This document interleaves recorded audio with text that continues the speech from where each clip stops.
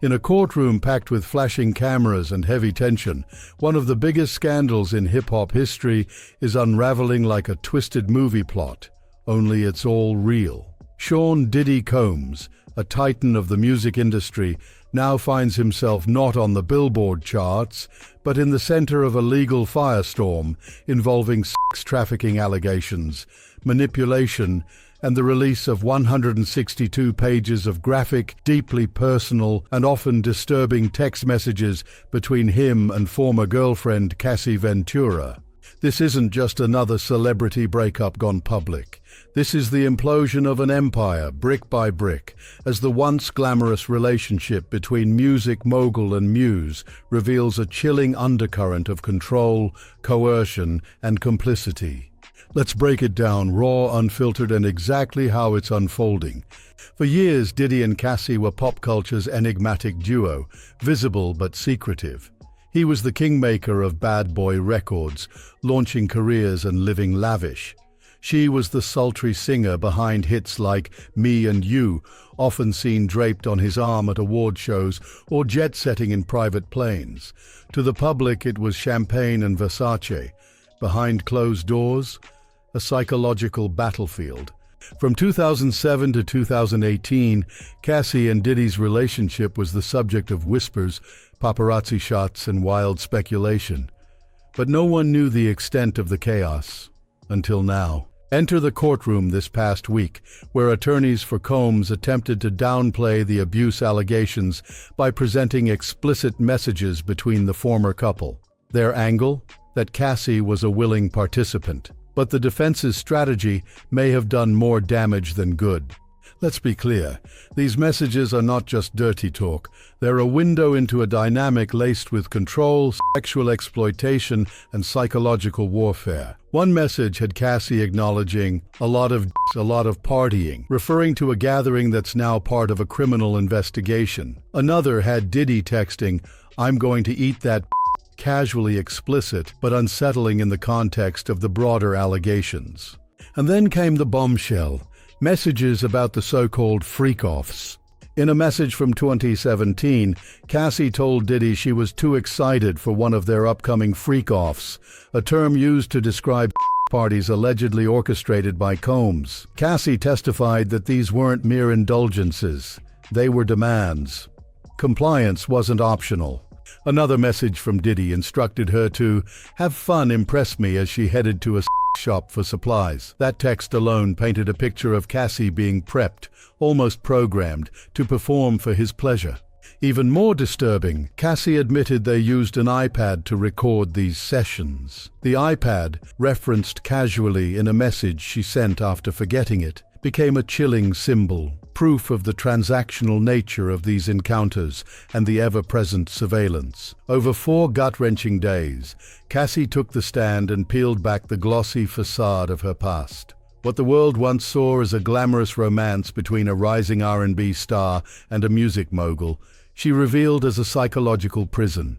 She didn't sugarcoat it. She described being controlled, intimidated, and emotionally broken down, engaging in acts not out of passion, but out of fear. Fear of Diddy's rage, fear of his manipulative games, fear of what would happen if she ever dared to say no. It wasn't just testimony, it was a reckoning. And then came one of the most brutal moments in the courtroom. In an attempt to discredit her and portray the relationship as consensual, Diddy's attorney forced Cassie to read her own explicit messages aloud. One of them? "I can't wait to stare at some big black cold, cruel." The moment was so jarring, so humiliating, that Cassie had to ask the judge for a break. Imagine being asked to recite your own trauma as if it were a punchline. That wasn't justice. It was psychological warfare. But here's the truth. That moment wasn't salacious. It was devastating. It wasn't about the words. It was about how they were used to shame her, to rattle her, to rewrite the narrative of a woman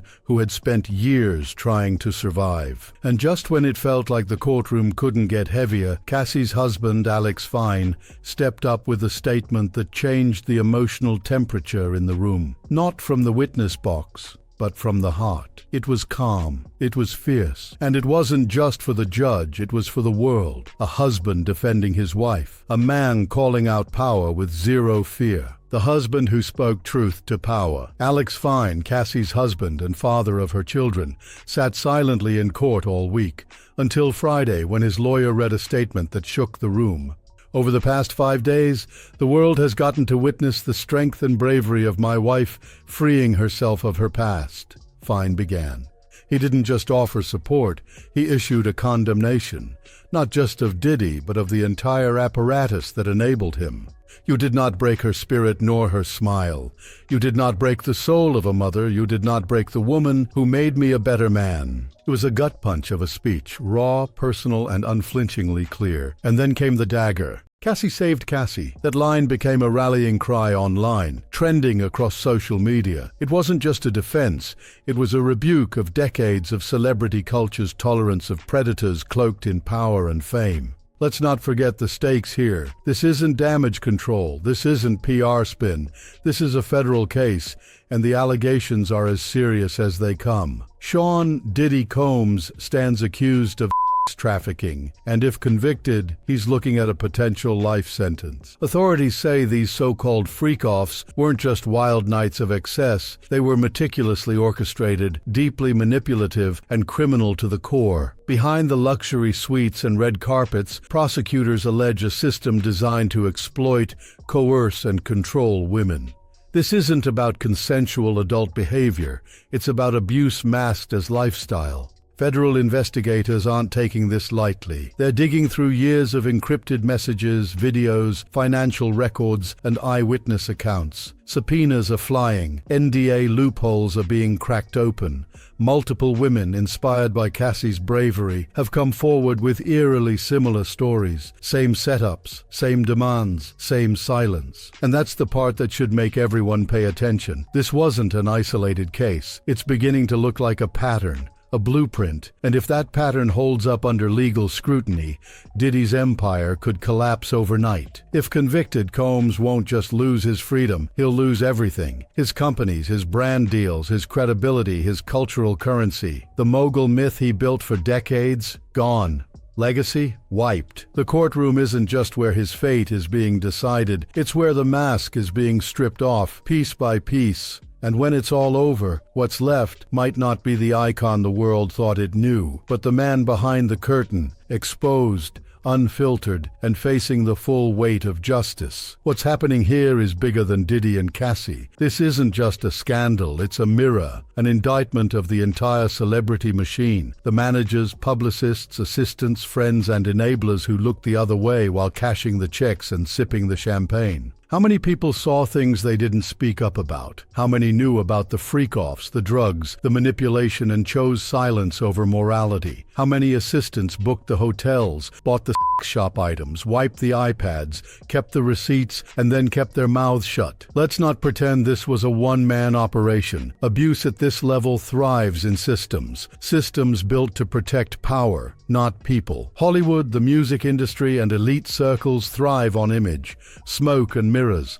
And for years, Diddy's image was untouchable. The mogul, the hitmaker, the business genius, the charming party host, a man whose brand screamed success and luxury. But now, those carefully curated press shots are falling apart. The sleek persona, it's cracking, because behind all the glitz and VIP access was a man allegedly orchestrating things that can't be justified, no matter how many platinum records you hang on the wall. Cassie's story cuts through the noise. It forces us to reckon with an uncomfortable truth, that in the world of fame, charisma can be camouflage, and power is often used not to inspire, but to dominate. Her testimony didn't just expose one man's darkness, it peeled back the curtain on a culture that lets predators thrive as long as they sell tickets and look good doing it. This isn't just about Diddy. It's about every machine that runs on silence, loyalty, and fear, and it's time we start dismantling it. Social media has exploded with commentary. Some die-hard fans defend Combs, clinging to the illusion of their hero. Others are waking up hard. The hashtag #IStandWithCassie is surging. Survivors of abuse are sharing sharing their own stories, drawing parallels to Cassie's trauma. Critics are demanding brands, collaborators, and fellow artists cut ties with Diddy immediately. This scandal isn't going away. If anything, it's gaining momentum. Here's the reality. Diddy's empire is teetering. Every brand deal, every partnership, every dollar attached to his name is at risk. Major networks and platforms are already distancing themselves. Some collaborators have quietly scrubbed his name from past credits. The court will decide his legal fate, but his cultural fate may already be sealed. And as for Cassie, she's walking through fire, yes, but on the other side of that is something powerful. Vindication. She was silenced for years. Now she's reclaiming her story. We live in a time where headlines come fast and outrage fades quicker. But this should stick. This trial is about so much more than salacious texts. It's about power and how it's used. It's about the trauma buried beneath luxury. And it's about finally listening to women who've been conditioned to keep quiet.